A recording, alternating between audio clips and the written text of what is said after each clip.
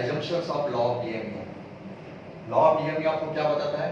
Whenever we consume more and more units of the same commodity, utility derived from successive commodity always diminishes. But this is depend upon the validity of this law depend upon all these assumptions. Okay, first assumption क्या बोला है? Homogeneity. Second is cardinal measurement. Then third is rationality. Fourth is continuity. Fifth is reasonability. Sixth is constancy. Then divisibility. Then single use.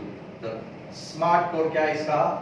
हे करो ना, रुक करो ना, don't start. आपको सबको मालूम है जो कोरोना ने हमें परेशान करके रखा है, तो यही स्लोगन आपको याद रखने का है, हे करो ना, रुक करो ना, don't start. Okay.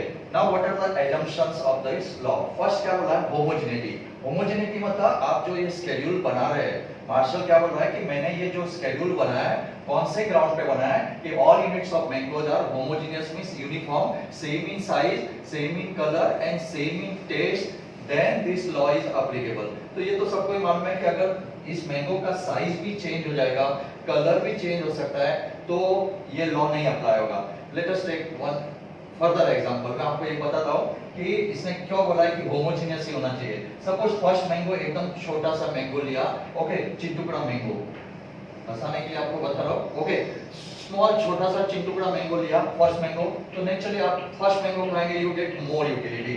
But the second mango, best quality of Alfonso mango, export quality, second mango is better than the first mango, तो आपका साइकोलॉजिकल फीलिंग चेंज हो सकता है. In that case you get more utility from the second mango, तब आपको less नहीं मिलेगा. इसके लिए इसने बोला है the unit of mango, unit of commodity, same in size, same in color, same in taste, then always the marginal utility derived from successive commodity diminish होगा, because utility is the inner sentiment of consumer, it reside in consumer's mind. वो अंदर का feeling है. इसके लिए उसने बोला है कि during this observation, ये जब भी हम even though economics में all these laws are not subject to experiment, only observation method is applicable. तो इसके लिए मार्शल ने बोला है कि ये जो स्केड्यूल मैंने जो बनाया है कौन से ग्राउंड पे बनाया है कि all units of the commodity should be homogeneous, ये same in size, same in color, same in taste होगा, then this law is applicable. तो इतना आपको समझ गया.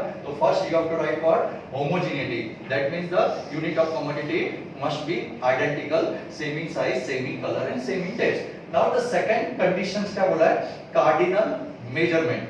Cardinal measurement क्यों लिखा है? What is cardinal measurement? Even though you know that utility is not measurable in cardinal number.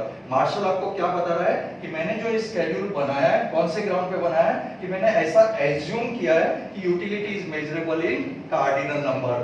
Even though all of you know that utility is not measurable in cardinal number. हम utility किसी भी चीज की utility, उसके power, उसके feeling को measurement नहीं कर सकते, लेकिन मैंने यहाँ पे फिगर लिखा है. इसके लिए यहाँ पे मेरा एजम्पशन है कि utility is measurable in cardinal number.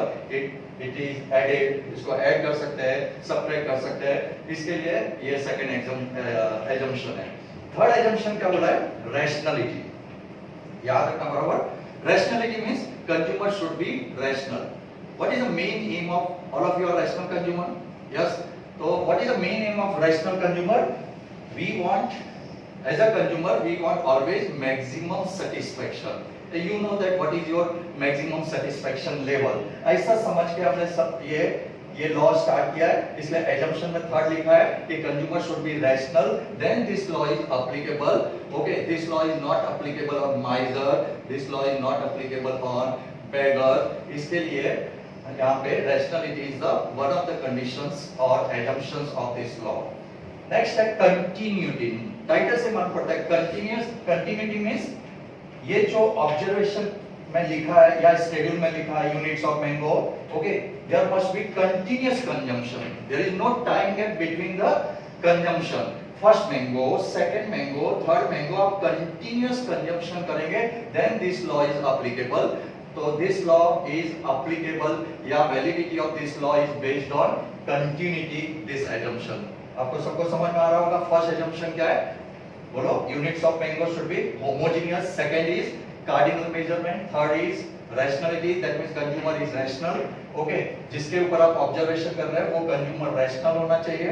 And what is the meaning of rational consumer? He wants always maximum satisfaction, then continuity means quick succession, there is no time gap between the consumption pattern, okay. Next का point है, next condition is reasonability. नाम से मालूम पड़ता है reasonability means the whatever the product, आप जो भी प्रोडक्ट के ऊपर ये ऑब्जर्वेशन कर रहे हैं, that product size should be reasonable.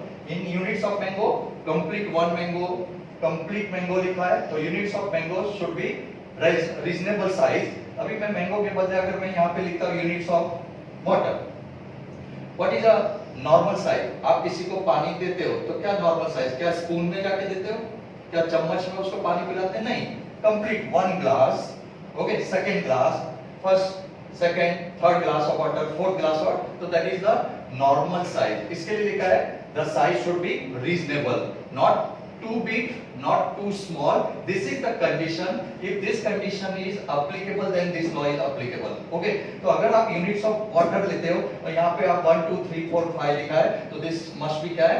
glass of water, complete glass of water, not in spoon. अगर आप पानी किसी को पिलाएंगे और स्पून में देंगे, तो from first spoon he get more utility, from second spoon ये और मोर होगा, मोर होता जाएगा, तो ये लॉ नहीं अप्लाई होता है। इसलिए उसने बोला है कि the size of unit must be reasonable.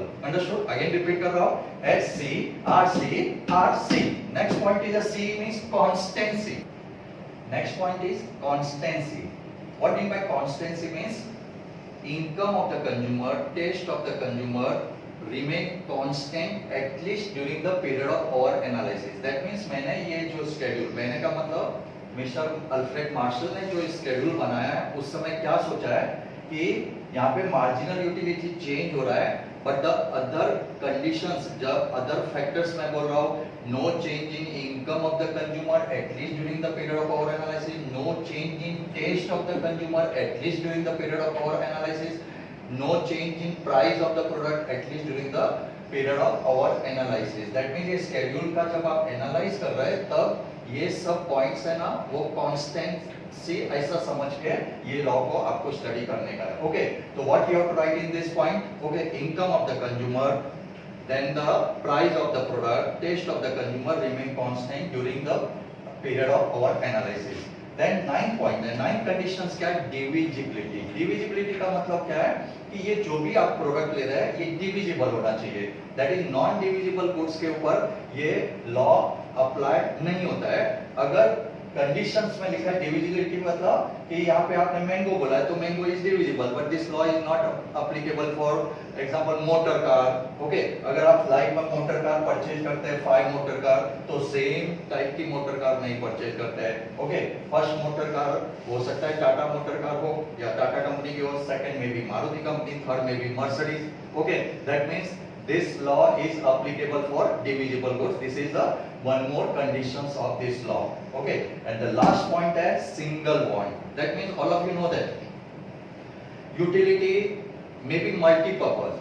Okay, कुछ ऐसे goods होते हैं जिसका utility multi-purpose होता है, but this law is applicable for single use and single wants. The commodity which satisfies single want, then this law is applicable. That's why this condition is single bond. What is a smart code? एकदम आराम से आपको समझ गया होगा smart code के साथ। Okay, HC, RC, RC, DS। लेकिन अगर आपने ध्यान से देखा होगा कि इकोनॉमिक्स में कोई भी लॉ को प्रूव करना है, तो अगर ये कंडीशन सेटिस्फाई होगा तो ही ये लॉ प्रूव होगा, ऐसा अल्फ्रेड मार्शल ने पहले ही बोल दिया है। लेकिन क्या होता है कि sometime it is argued that there are certain exceptions. Okay, तो यहाँ पे ये 7 पॉइंट के बाद हम लोग एक exceptions में लिखा है, this is the last title of this law, exceptions to the law of DMU. Okay, some people argue that all these are the exception to this law. कुछ economists ऐसे argument कर रहे हैं कि all these are exceptions to this law, but in reality, according to Marshall, these are not real exception. Only these points yeah, these cases violate the assumption, hence some economists and some people argue that these are the exception. तो अगर exam में आता है कि there are many exceptions to the law of DMU, do you agree? तो आप yes नहीं लिखेंगे, no लिखेंगे, No, I am not agree with this statement, even though some people argued that these are the exceptions to the law of DMU, but actually these are not real exceptions. This point violate the conditions, hence some people argued that these are the conditions. In law of DMU, ध्यान देना, law of DMU, okay, there are no real exception. मैंने लिखा है, these are not a real exception, only these violate the condition. अभी हम explain करने जा रहे हैं. ओके, मैं अभी एक्सप्लेन करता हूं कि what are the exceptions to the law of DMU, but these are not a real exception to the law of DMU.